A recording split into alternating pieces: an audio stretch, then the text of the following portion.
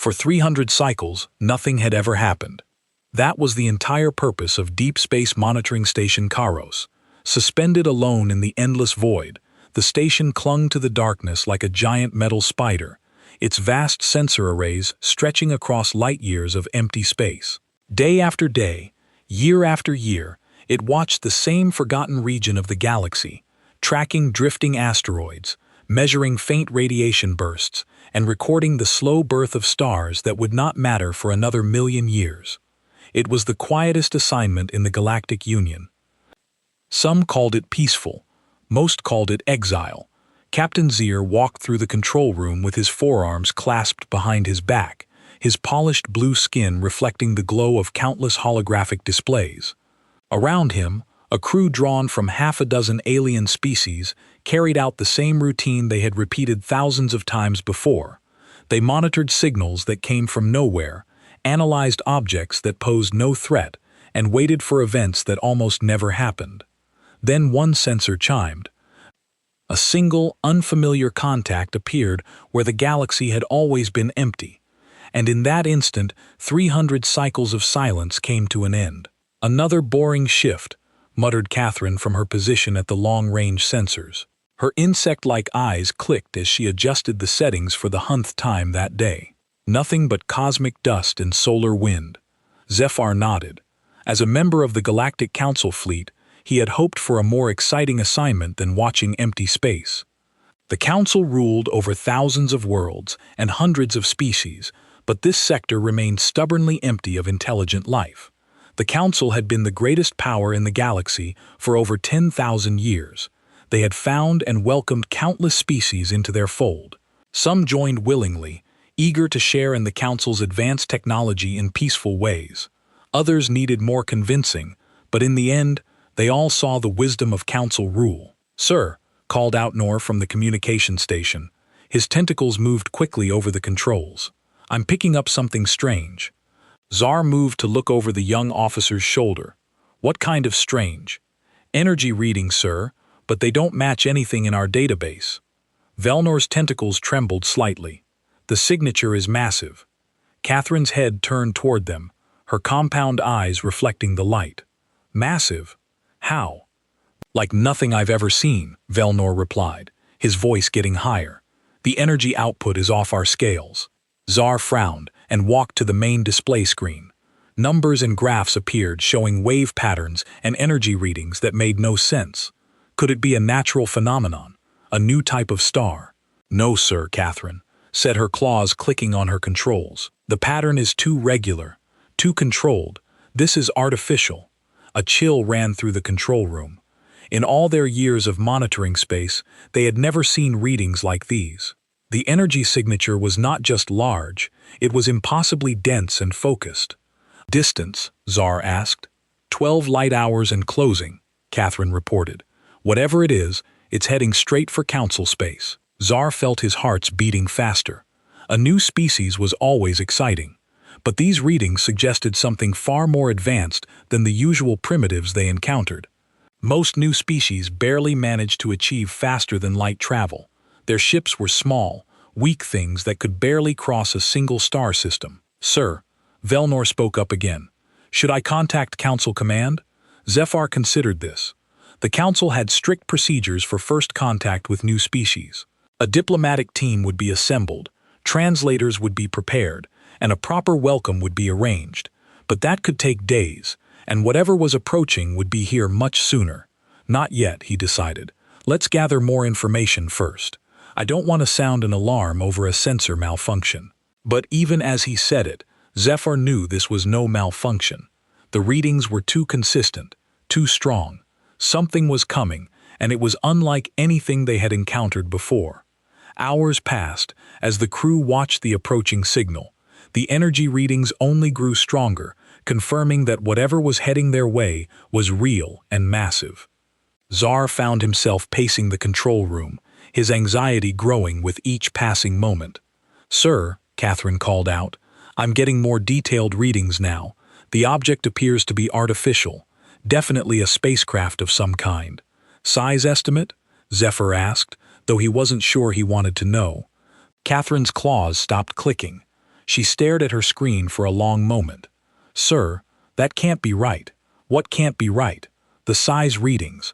According to my sensors, this ship is over 15 kilometers long." Silence fell over the control room. The largest council ships were barely 2 kilometers in length. Even the massive dreadnoughts that protected the core worlds were only 3 kilometers from bow to stern. A 15-kilometer ship was beyond imagination. "Check your sensors again," Zier ordered, but his voice lacked conviction. Catherine ran the scans 3 more times. Each time the results were the same. "Confirmed, sir. 15.2 kilometers in length. Mass readings suggest extremely dense construction.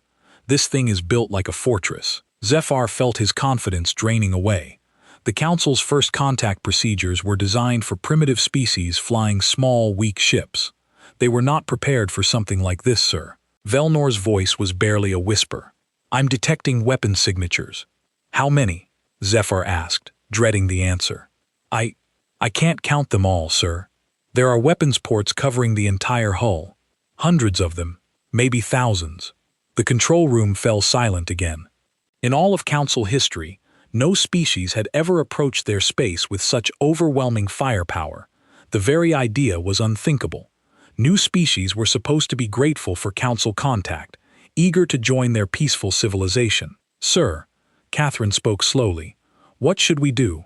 Zephyr stared at the display screen, watching the impossible readings scroll past. His training told him to follow protocol. 2.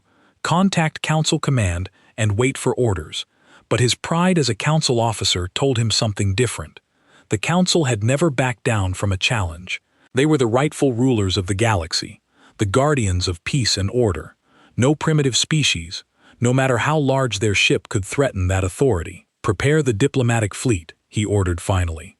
"Standard first contact formation." Sir looked confused. "Shouldn't we wait for reinforcements?" 12 ships should be more than enough to handle one vessel, Zephyr said with more confidence than he felt, even a large one. The truth was, Zar couldn't imagine any species building a ship that could threaten Council forces. Their technology was thousands of years advanced beyond most civilizations. Their shields were impenetrable. Their weapons devastatingly accurate. Size meant nothing against superior technology. "Sir," Catherine said carefully, "perhaps we should at least inform Council Command of the situation." Zar waved dismissively.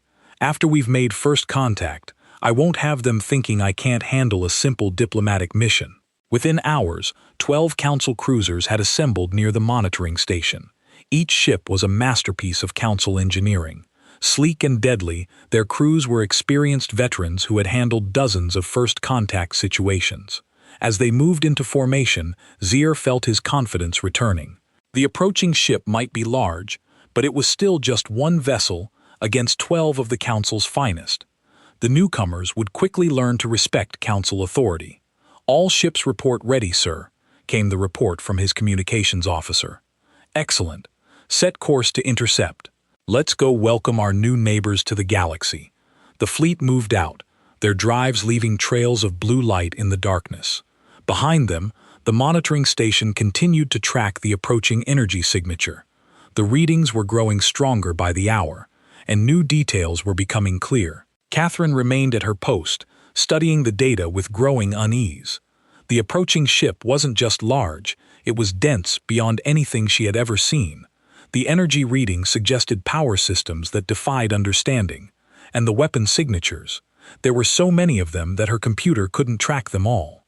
She thought about calling Captain Zier to share her concerns, but decided against it. He had made his decision, and she was just a sensor operator. What did she know about military tactics or alien encounters? But as she watched the readings continue to climb, Catherine couldn't shake the feeling that they were all making a terrible mistake. The Council had encountered thousands of species over the millennia, but none had ever approached with such obvious military capability. Most new species sent small scout ships or trade vessels for first contact. They came seeking knowledge or friendship, not displaying enough firepower to level a planet. This ship was different, and that difference worried her more than she cared to admit. Hours passed as the two forces moved toward each other, through the vast emptiness of space. The Council fleet maintained their standard formation, confident in their superiority. The alien vessel continued its steady approach, giving no sign of changing course or reducing speed. Finally, long-range sensors began to pick up visual data. What they saw defied all expectations and challenged everything they thought they knew about spacecraft design. The approaching ship was not just large. It was a floating fortress. Its hull was thick and angular, covered in armor plating that could withstand devastating attacks.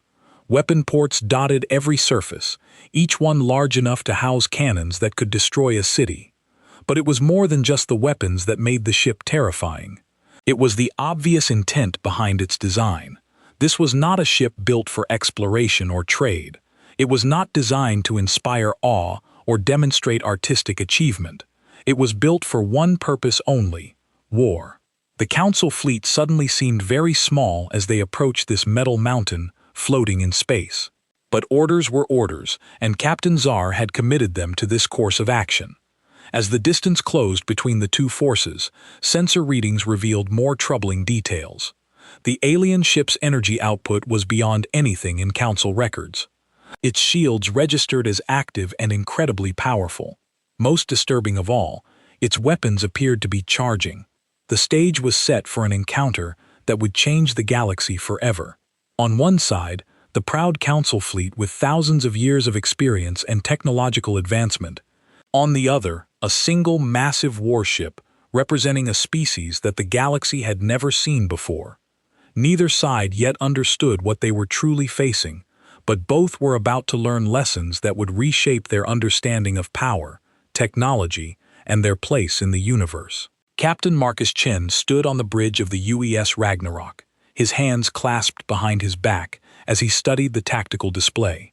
The massive view screen showed the starfield ahead, empty except for the distant points of light that marked their destination.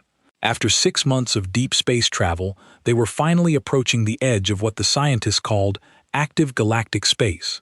"Sir, we're picking up artificial signals ahead," reported Lieutenant Sarah Kim from her position at the sensor station. Her fingers moved quickly over the holographic controls. "Multiple sources. Looks like we found our neighbors." Chen nodded slowly. This was the moment they had all been waiting for.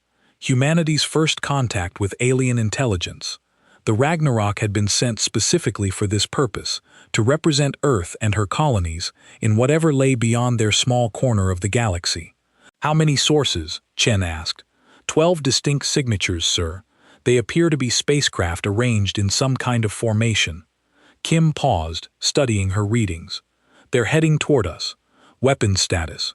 All systems show is armed and ready, but they're not targeting us yet," reported Chief Tactical Officer James Rodriguez.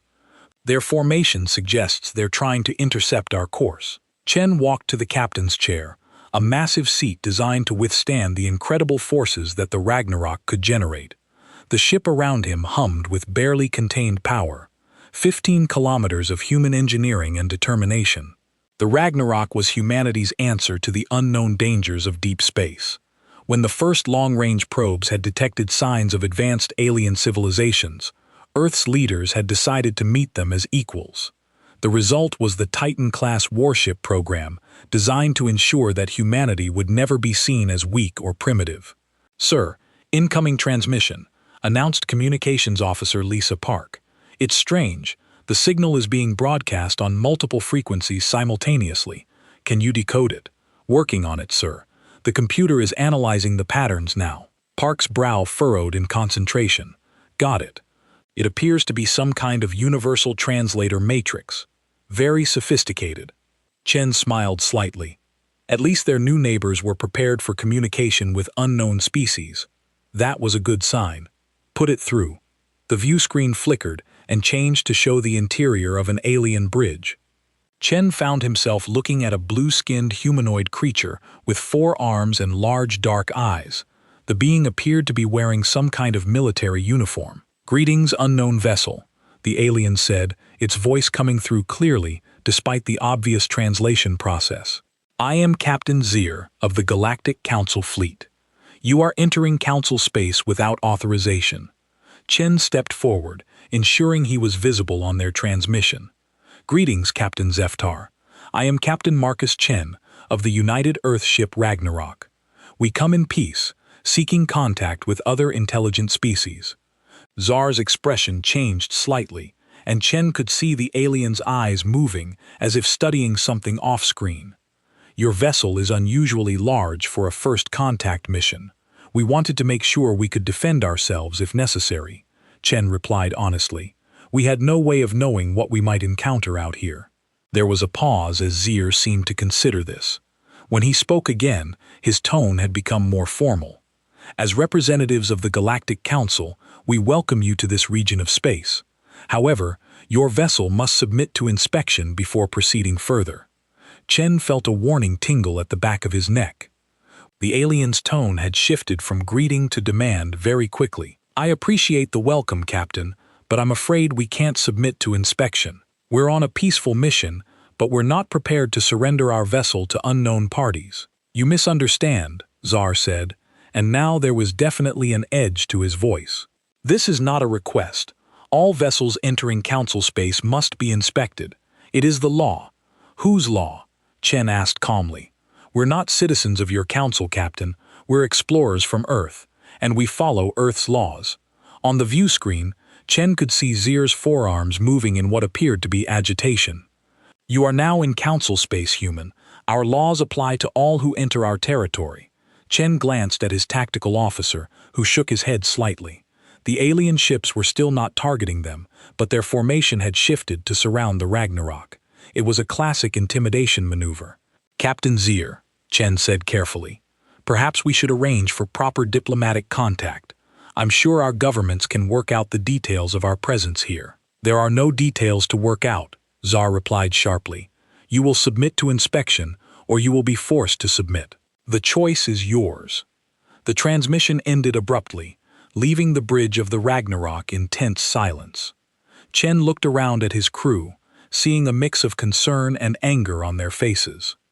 Analysis, Commander Rodriguez? Chen asked. Sir, they've moved into an attack formation. Classic pincer movement designed to hit us from multiple angles simultaneously. Rodriguez studied his tactical display. Their ships are about 2 kilometers long each, heavily armed. But sir, but what? They're positioning themselves like they expect us to be helpless against their combined firepower. It's the kind of formation you'd use against a much smaller, weaker vessel. Chen nodded. The aliens had looked at the Ragnarok and seen only size, not understanding what that size represented. They had no idea that humanity's approach to warfare was fundamentally different from what they were used to. Incoming transmission, sir, Park announced. Same source on screen. Zapper appeared again, but this time his expression was harder. Human vessel, you have 60 seconds to lower your shields and prepare for boarding, or we will take action. Chen straightened his shoulders. Captain Zir, I strongly advise against any hostile action. We have no wish to fight, but we will defend ourselves if attacked. Your threats are meaningless. Zar sneered. You are 1 ship against 12. Surrender now, and you will be treated fairly. The transmission ended again. Chen turned to his crew, seeing them all waiting for his orders. These were good people hand-picked for this mission. They deserved a captain who would protect them. Sir, Rodriguez said quietly, their weapons are charging. Chen walked to the tactical station and studied the display showing the enemy formation. 12 ships against 1. In the aliens' experience, that was probably overwhelming odds. But they didn't understand what they were facing. The Ragnarok wasn't just large, it was dense. Every meter of its hull was packed with weapons, shields, armor, and redundant systems. Humanity had built it with one guiding principle. If they were going to meet aliens, they were going to meet them from a position of strength. All hands. This is the captain, Chen announced over the ship's communication system. We are about to be attacked by alien vessels. This is not what we wanted, but we will defend ourselves. All crew to battle stations. Alarms began sounding throughout the ship as 15,000 crew members moved to their combat positions. The Ragnarok transformed from an exploration vessel into a weapon of war in a matter of minutes. Shields at maximum power, Rodriguez reported. All weapon systems armed and ready. Sir, Kim called out from sensors. The alien ships are firing. On the view screen, Chen could see bright flashes as the Council ships unleashed their weapons. Streams of plasma energy and particle beams crossed the space between the two forces, striking the Ragnarok shields with tremendous force. The massive human warship didn't even shudder. The alien weapons, impressive as they were, simply couldn't penetrate the multi-layered defensive systems that protected the Titan-ass vessel. Energy readings showed the shields absorbing and dispersing the attack with ease. "Damage report," Chen ordered. "No damage, sir," Rodriguez replied, a note of amazement in his voice. "Shields are holding at 98%. Their weapons barely scratched us." Chen felt a grim satisfaction. The aliens had made their choice. Now they would learn what humanity was capable of. "Open a channel," he ordered. Zar's face appeared on screen again. But now the alien looked confused and worried. "Impossible. Our weapons should have disabled your shields." "Captain Zever," Chen said calmly, "you have attacked a peaceful vessel. This is your only warning. Stand down immediately or face the consequences." "You're bluffing," Zephyr snarled. "No single ship can withstand the combined firepower of a Council battle group." "You're about to find out," Chen replied. He turned to Rodriguez. "Target the lead vessel. Point defense turret 7 single shot." Rodriguez's eyes widened slightly. Point defense turrets were designed to shoot down incoming missiles and fighter craft. Using one against a capital ship was almost insulting, but he followed orders. "Target locked, sir. Fire." A single beam of coherent energy lanced out from the Ragnarok, striking the lead Council ship amidships. The alien vessel, which had seemed so impressive moments before, simply vaporized. One moment it was there, the next it was an expanding cloud of superheated gas. The silence on the alien communication channel was deafening. Chen could see Zephyr staring in shock at something off-screen. Probably his tactical display showing the complete destruction of one of his ships. "Captain Chen," Zar's voice was barely a whisper. "What? What did you do?" "That was a point defense weapon, Captain, designed for shooting down small targets like missiles." Chen's voice remained calm and professional. "Would you like to see what our actual weapons can do?"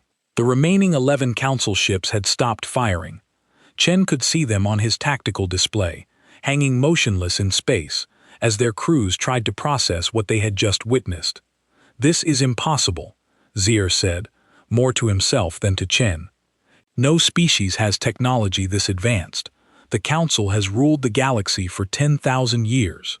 "Captain Zier," Chen said firmly, "you attacked us without provocation. We responded with minimal force to defend ourselves. I suggest we end this before it escalates further." For a long moment, the alien captain said nothing. When he finally spoke, his voice was shaky. "What? What do you want?" "The same thing I wanted when this started," Chen replied. "Peaceful contact between our species, but that will have to wait until your superiors can meet with proper diplomatic representatives." Chen gestured to Park, who cut the transmission. The bridge fell silent as the crew processed what had just happened. Their first contact with alien intelligence had resulted in the destruction of an alien warship. "Sir," Rodriguez said quietly, "should we pursue the retreating vessels?" Chen looked at the tactical display. The remaining Council ships were indeed retreating, moving away from the Ragnarok as quickly as their drives could carry them. "No, let them go. They have a story to tell, and their leaders need to hear it." Chen settled back into his captain's chair, knowing that everything had just changed. The galaxy was about to learn that humanity had arrived, and they were not the primitive species that others might have expected. The Ragnarok hung in space, its weapons powered down, but ready, around it. The stars watched silently as news of humanity's arrival began to spread across the galaxy, carried by the terrified survivors of the Council fleet. The emergency meeting chamber on Council Prime buzzed with nervous energy as representatives from dozens of species gathered around the circular table. The holographic display in the center showed the tactical recordings from Captain Zier's encounter, playing the same devastating scene over and over again. High Counselor Velar, a tall crystalline being whose body reflected the chamber's lights in rainbow patterns, stood at the head of the table. Her voice resonated with harmonic undertones as she addressed the assembly. "We have all seen the recordings," she announced. The question before us is simple. How do we respond to this new threat? Threat, interrupted Counselor Kesserin, his reptilian features showing confusion. They destroyed only one ship. Perhaps this was a misunderstanding. A misunderstanding?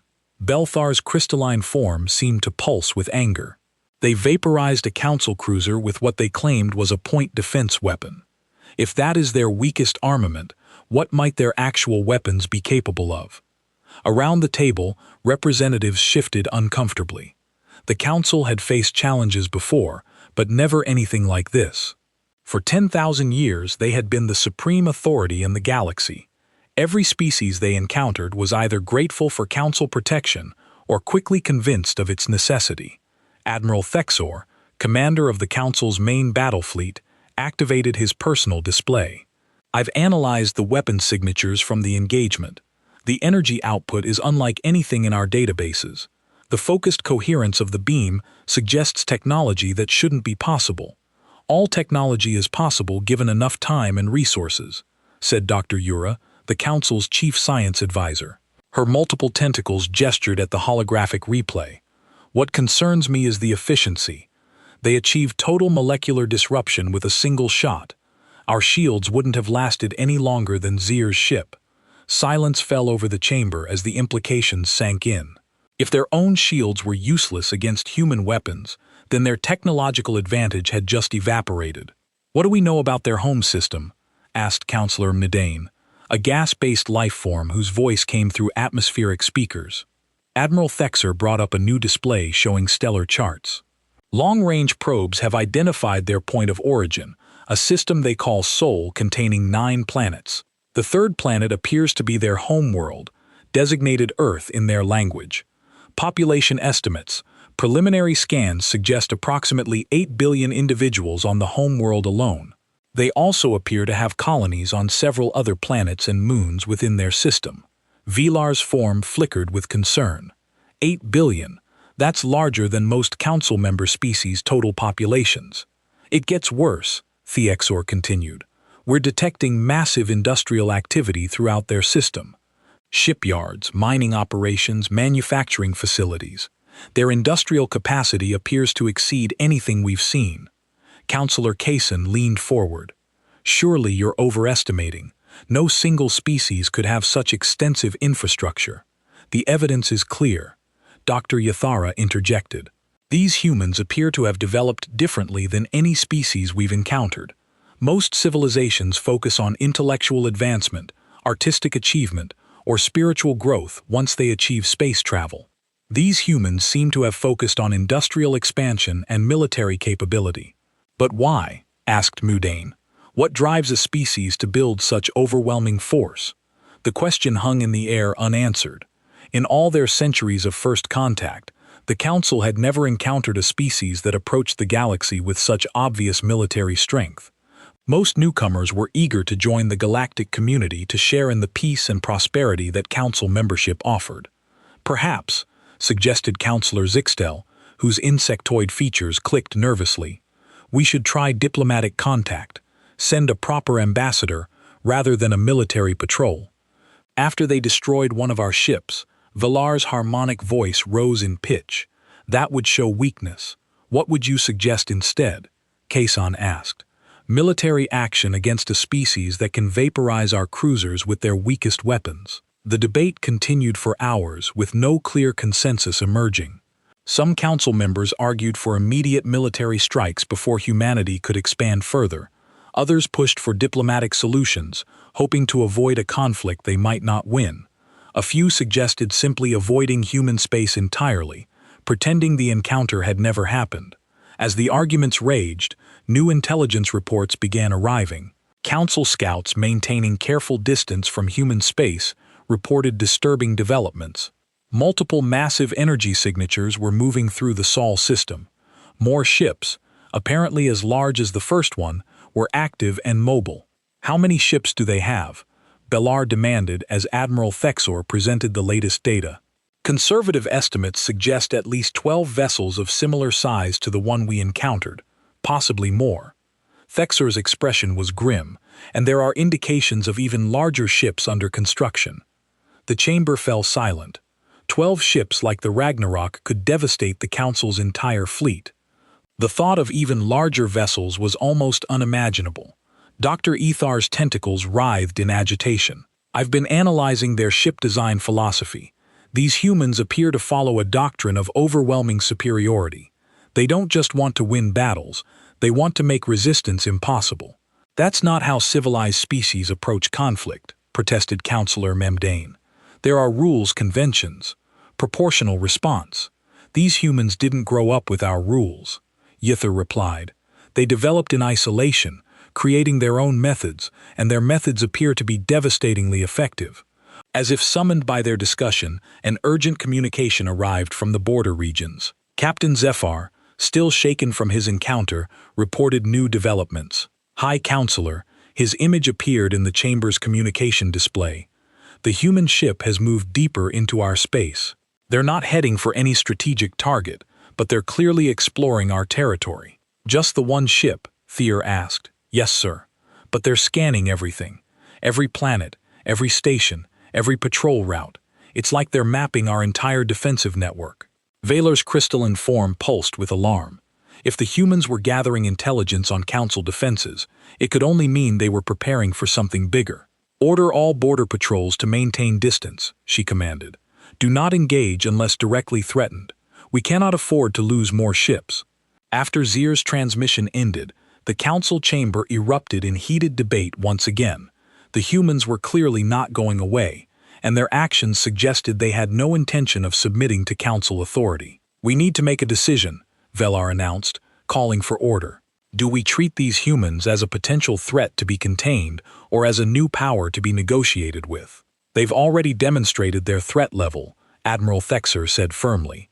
I recommend immediate military response before they can establish a stronger position. With what? Asked Dr. Yara. Our entire battle fleet might not be enough to stop a dozen ships like theirs. Then we call for full mobilization, Thexer replied. Every council member contributes their military forces. We outnumber them thousands to one. And if we lose, Kassan asked quietly, what happens to council authority if our combined fleets are defeated by a single species? The question silenced the chamber. The council's power rested on their perceived invincibility. If they engaged humanity and lost, their authority over thousands of worlds would collapse overnight. Perhaps, said Counselor Zixtel hesitantly, we should consider coexistence. Allow them to claim a portion of space while maintaining our authority over the rest of the galaxy. Absolutely not. Felar's voice rang with finality. The Council does not negotiate with upstart species. We rule because we are superior, not because we make deals with primitives. But are they primitives? Dr. Yara asked. Their technology appears to exceed ours in several key areas. Their industrial capacity dwarfs anything we've achieved. Perhaps it's time to admit that we've encountered something beyond our experience. As the debate continued, more reports arrived from the border regions. Human ships had been detected in multiple sectors, always moving carefully, but never backing down when confronted by Council patrols. They seemed to be everywhere at once, gathering information and asserting their presence. Most disturbing of all was the pattern of their exploration. The humans weren't randomly wandering through space. They were systematically mapping Council territory, identifying strategic targets and defensive positions. It was the behavior of a military force preparing for war. Time is running out, Admiral Thexer warned. Every day we delay gives them more opportunity to prepare. If we're going to act, it must be soon. Act how? Vilar demanded. You've seen their capabilities. One ship destroyed our cruiser without taking damage. How do we fight an enemy we can't hurt? We find a way, Dexenor replied grimly. The alternative is accepting that the Council's 10,000-year reign is over. The weight of those words settled over the chamber like a physical presence. For millennia, the Council had been the unquestioned authority in the galaxy. The idea that a single species could challenge that authority was almost unthinkable, but the evidence was impossible to ignore. Humanity had arrived in galactic space, and they had done so with overwhelming military capability. They showed no interest in Council authority, no desire to join the established order. They simply took what they wanted and dared anyone to stop them. As the emergency session continued into the night, one thing became clear. The galaxy would never be the same. Whether through war or negotiation, accommodation or resistance, the age of unchallenged Council dominance was ending. Humanity had announced their arrival with the destruction of a Council warship. Now the galaxy waited to see what they would do next.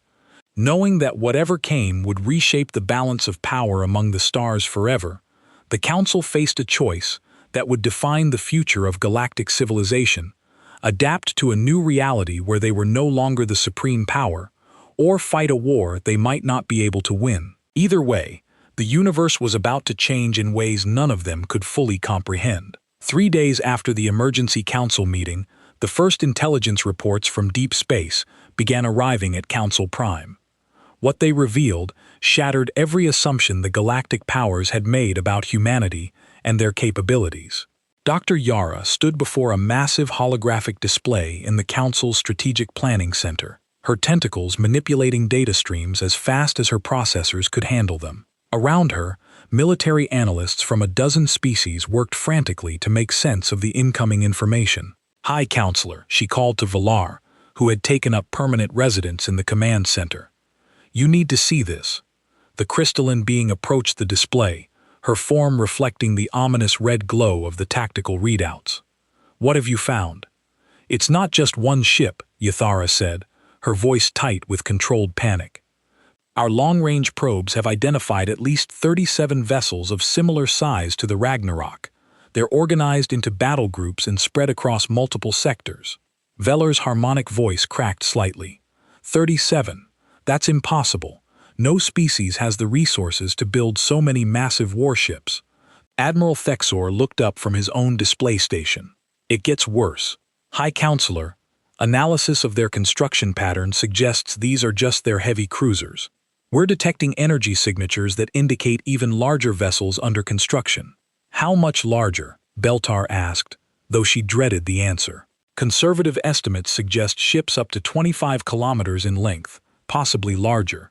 Thier's military bearing couldn't hide his obvious fear. If these readings are accurate, humanity possesses the largest space fleet in galactic history. The command center fell silent except for the hum of processing equipment. Every being present understood the implications.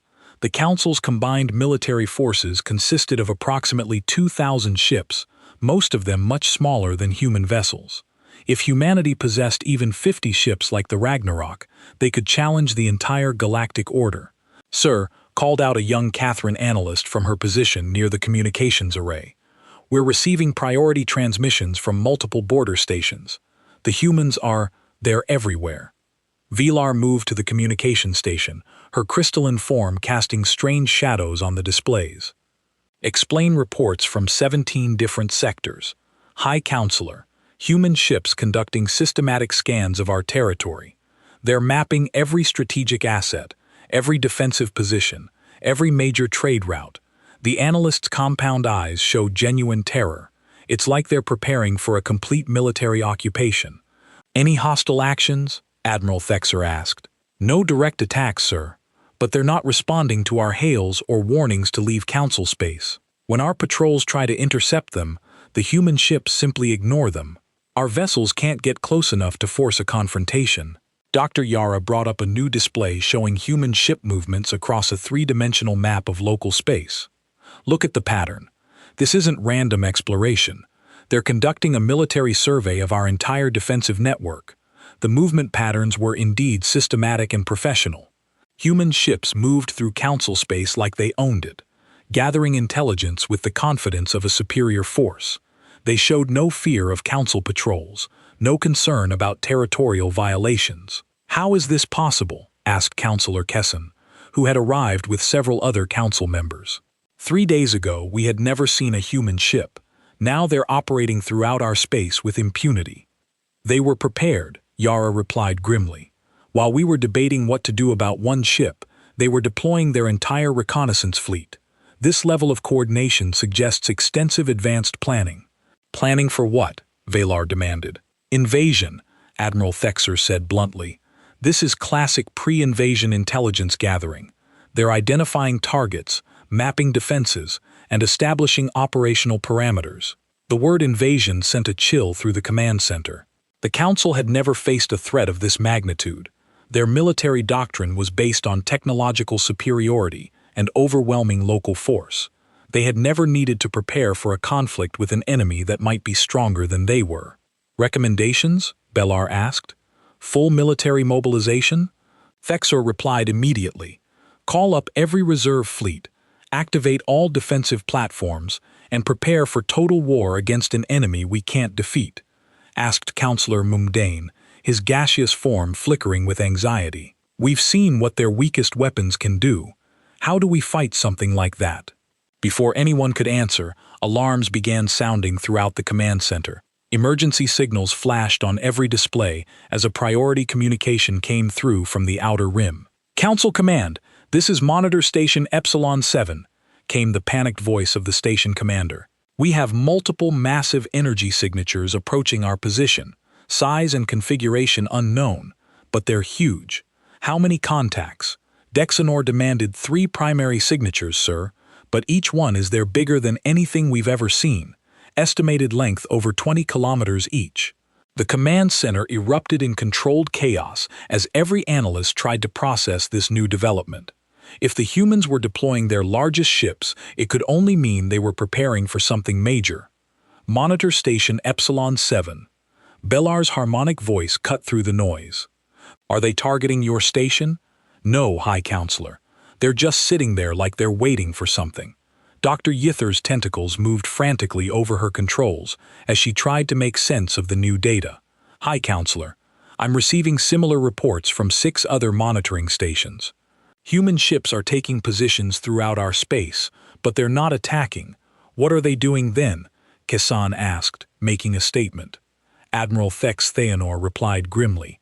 They're showing us that they can position massive fleets anywhere in Council space without being stopped. It's a demonstration of power. As if summoned by his words, a new communication signal appeared on the main display. This time, it wasn't from a panicked monitoring station or terrified patrol ship. It was a direct transmission from the human fleet. The image that appeared on screen showed a human officer in a crisp military uniform. His appearance was unremarkable by galactic standards, but his eyes held a confidence that was deeply unsettling to the watching council members. Greetings, Galactic Council, the human said, his voice carrying easily through the translation matrix. I am Admiral Sarah Chen of the United Earth Navy. I believe we need to talk. Velar stepped forward, her crystalline form reflecting the display's light. Admiral Chen, I am High Counselor Velar, leader of the Galactic Council. Your ships have violated our territorial sovereignty. Have they? Chen asked with a slight smile. By whose authority do you claim sovereignty over this region of space by right of discovery and 10,000 years of peaceful governance? Vela replied, her harmonic voice taking on a formal tone. Interesting, Chen said. And who granted you this right? Was it the species you encountered when you first achieved space travel? Or did you simply declare yourselves the rightful rulers and enforce that claim through military power? The question struck at the heart of Council authority. The truth was that the Council had indeed claimed their position through superior technology and military force, exactly as humanity appeared to be doing now. The Council has brought peace and prosperity to thousands of worlds, Counselor Kesseron interjected. I'm sure you have, Chen replied. And now humanity will bring our own form of peace and prosperity to this region. The difference is that we're not asking for your permission. Admiral Thexor stepped forward. Are you declaring war on the Galactic Council? Chen's expression grew serious. War? No, Admiral. War implies that both sides have a realistic chance of victory. What I'm declaring is humanity's independence from any external authority over our expansion and development. You cannot simply ignore galactic law, Velar protested. Galactic law. Chen's smile returned. You mean council law, the rules you created to maintain your own power. Humanity was never party to those agreements. High Counselor, we don't recognize your authority over us. The implications were staggering. If humanity refused to acknowledge council authority, it would set a precedent that could shatter the entire galactic order. Other species might begin to question Council rule, leading to chaos throughout the galaxy. "What do you want?" Velar asked finally. "Simple coexistence," Chen replied. "Humanity will continue to expand and develop as we see fit. The Council can continue to govern those species that choose to remain under your authority. As long as you don't interfere with human interests, we have no conflict. And if we do interfere," Admiral Thexer asked. Chen's expression hardened. "Then you'll discover why humanity builds such large ships. Admiral, I suggest you don't make that choice." The transmission ended, leaving the Council Command Center in stunned silence. The human admiral had just delivered an ultimatum disguised as a diplomatic overture: accept humanity's independence, or face the consequences. "Analysis," Velar demanded. Dr. Yathar's tentacles moved over her displays as she compiled the data. "Based on observed ship positions and energy signatures, humanity has deployed approximately 60% of their known fleet for this demonstration. The remaining 40% is likely defending their home systems or conducting operations elsewhere." "Could we win a direct confrontation?" asked Kessan. "Doubtful," Admiral Thexor admitted reluctantly. "Even if we mobilized every ship in the Council fleet, we would be facing an enemy with superior firepower and defensive capabilities. Our losses would be catastrophic. So, we just surrender." Velar's harmonic voice rose in pitch. "Allow these upstarts to dictate terms to the rightful rulers of the galaxy." "What choice do we have?" Myrdain asked. "They're offering coexistence. If we refuse, they might decide that the Council poses too great a threat to be allowed to continue." The horrible logic of the situation was becoming clear. Humanity held all the advantages. They had superior technology, overwhelming military force, and the initiative. The Council's only choices were accommodation or annihilation. As the debate continued, more reports arrived from across Council space. Human ships were withdrawing from their surveillance positions, but not before making their point. They had demonstrated their ability to position massive fleets anywhere in the galaxy. Without being stopped, the age of Council supremacy was over. Whether through negotiation or conquest, humanity had announced their arrival as a galactic superpower. The only question now was whether the Council would adapt to this new reality or be swept aside by it. In the depths of space, human ships continued their methodical expansion, carrying with them the promise of a new galactic order, where Earth's children would never again bow to alien authority.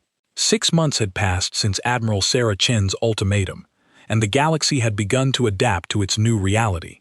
The massive council chambers on Council Prime buzzed with nervous energy as representatives from hundreds of species gathered for what many considered the most important session in galactic history.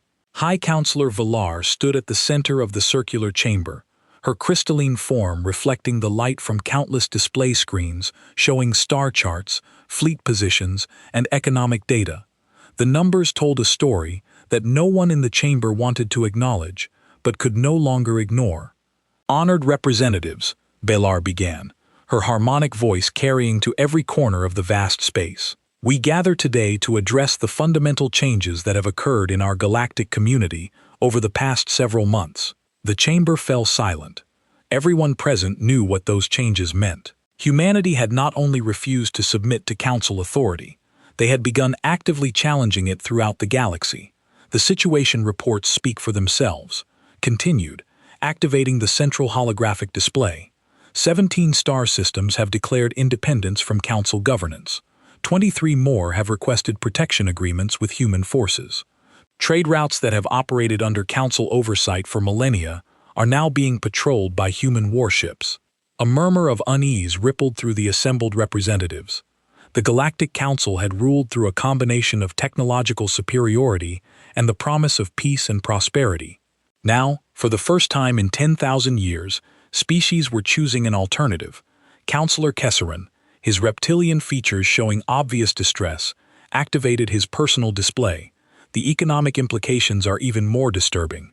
Human industrial output has increased by 400% in the last 6 months. They're building ships faster than our intelligence services can count them. "How is that possible?" asked Representative Yikal of the Merchant Guild Coalition. "No single species should have such massive production capability." Dr. Yathara, the Council's chief science advisor, projected new data onto the main display. Humanity's approach to industrialization is unlike anything we've encountered. While most species focus on efficiency and sustainability, humans focus on scale and redundancy. They build multiple shipyards, multiple manufacturing centers, multiple everything. The display showed images captured by long-range sensors of the Sol system. What they revealed was staggering. Massive orbital shipyards surrounded Earth and several other human worlds, each one capable of producing warships that dwarfed anything in the Council fleet. But the resources required, Representative Nara of the agricultural world said, weakly. The energy cost alone should be prohibitive. Human energy production has also scaled exponentially, Yathara replied. They're not just building Dyson rings around their star. They're building multiple rings. Their energy output exceeds the entire Council by a factor of 20. The chamber erupted in shocked murmurs. The Council represented thousands of worlds and hundreds of species. The idea that a single species could outproduce them all was almost incomprehensible. Admiral Thexor, looking older and more tired than he had 6 months ago, stood to address the assembly. Military intelligence confirms what Dr. Yathara's economic data suggests. Humanity now operates at least 200 ships of cruiser class or larger. They have battle groups stationed in 17 sectors, patrol fleets covering major trade, routes and construction facilities that could triple their fleet size within a year. What about our own military response? Asked Representative Morden of the Core Defense Alliance. Surely our combined fleets can still challenge human expansion. Thier's expression grew grim. 3 weeks ago, I ordered a probe of human defenses in the Kepler sector. A small fleet of 6 cruisers was to conduct reconnaissance and test their response capabilities. And Feltar prompted. The fleet was intercepted by a single human vessel. When our commander demanded identification and stated our intent to patrol the area, the human captain informed him that the sector was now under human protection. Our ships were given 60 seconds to leave or face the consequences. Did they comply? Asked Kesson. The fleet commander chose to assert Council authority. Thier replied heavily. He ordered his ships to continue their patrol route. The human vessel destroyed all 6 cruisers in 47 seconds. Silence fell over the chamber like a physical weight.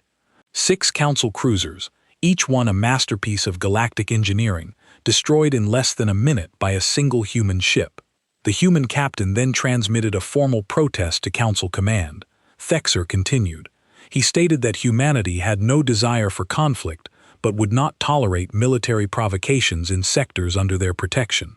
Representative Zixmamel of the Outer Rim Territories leaned forward. Protection?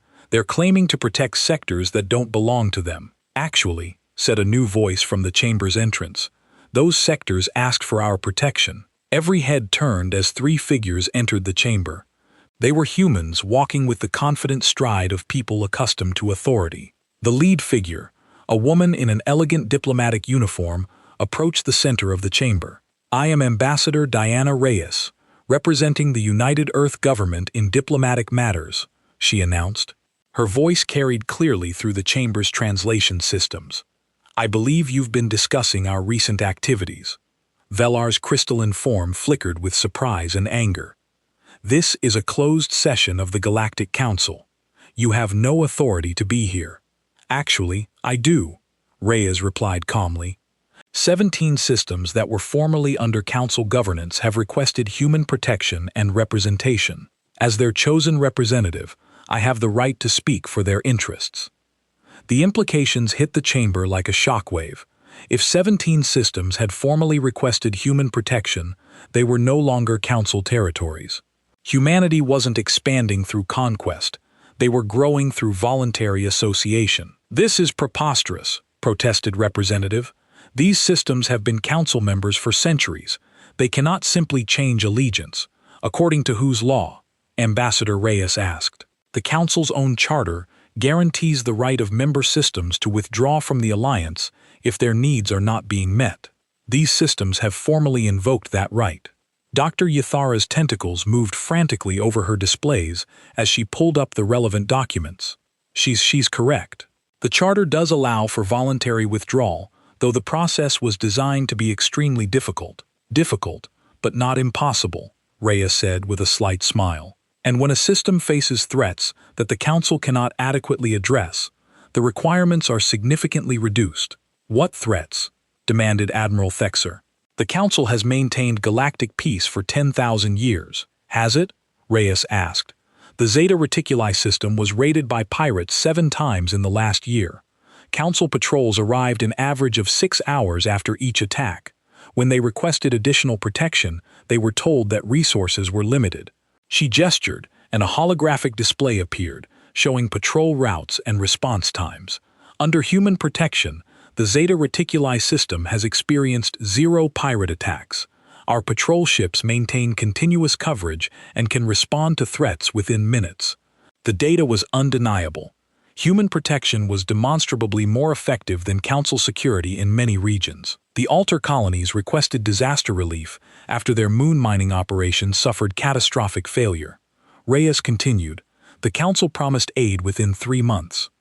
Human engineering teams arrived within 72 hours and had the facility operational again within 2 weeks.